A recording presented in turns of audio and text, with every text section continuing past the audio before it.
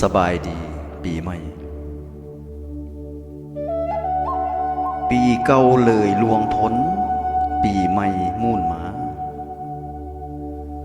ซ่องพันสาวเปลี่ยนปี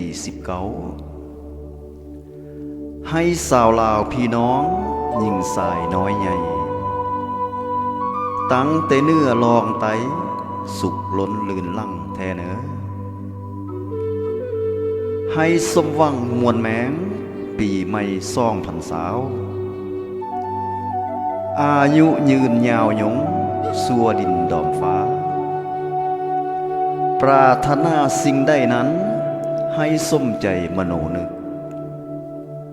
ให้สมคือทานเว้ายามเจ้าเอ่ยคำได้ถอนเคาะเข็น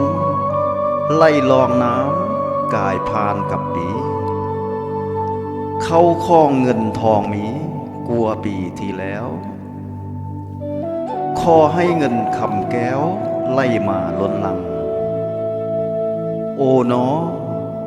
เวียกการงานคลองแคล้วนายหุ้มหักห้อมเจ้าเนอความหักก็ให้สุขพำพร้อมเคียงคู่กันไปสดซื่นกายและใจต่อไปเลื่องเลื้อยหักเหนี่ยวมันดอมกันสุดสัว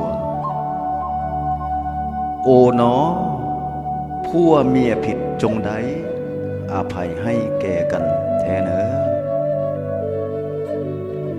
อันหนึ่งผู้บ่มีคู่ซ้อนนอนอยู่เดียวดายก็ให้มีคู่ใจดังคนในโลกอย่าได้มองมัวโซกเหมือนกับปีเก่าโอ๋น้อปีใหม่ขอให้เจ้าผ่านพอหักจริงแท้เนอ